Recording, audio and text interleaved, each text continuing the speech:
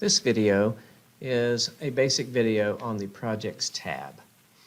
The Projects tab will only be visible if you are an area manager or an admin employee. The Projects tab has a great deal of information on it. It will show you the total amount in progress. This amount is based on the region that you are displaying. You can display as many regions as you like by going in and selecting additional regions, and they will show up as you see.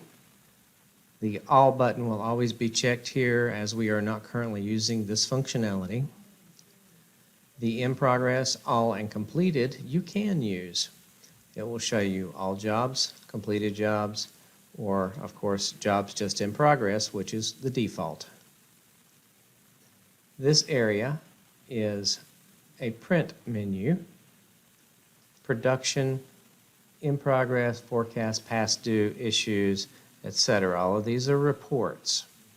The vendors tab, the COs, the work orders, the proposals, and accounting. Most of those are reports except for the accounting screen. These are not really used on a regular basis by field personnel. The completion is important. This is a report that you can select and create based on dates and either show or not show both vendors and construction managers. All of these other dates and listings, the details screen will show you many details about the job.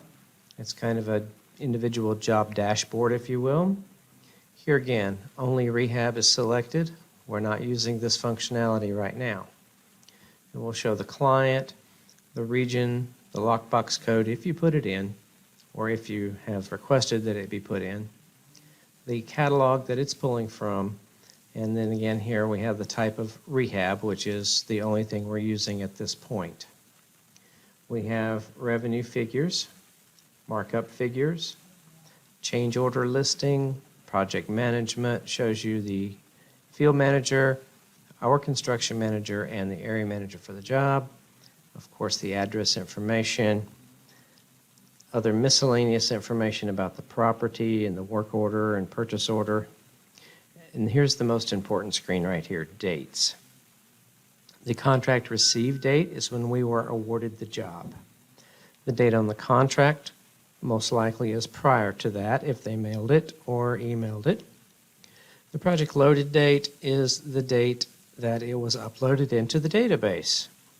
The issued to production date should be the date that the work orders are cut for the prime subcontractor. The initial walk date is the same as the start date on the construction manager's superintendent management screen. Start production is probably going to be the same date. Required completion date is the date that is required to be completed by our client. Completion date projected is the date that the construction manager projects that it is completed. The actual completion date is not filled in until the job is completed and pushed to accounting for invoicing. There are other bits of information on this screen that aren't really important at this point in time. These blocks over here are for email addresses, which are filled in by default, and they can be added to. Let's look at the completion report. We'll click on the report, and here it gives us a very intense list, 26 pages, because I checked on everything. Let's take the vendors and supers off, and it'll just show jobs. It's a much more concise report. Page 1 of 5. Tells you the basic information as shown here on the report. It's a good report to run at the end of every month to see how you and your team did.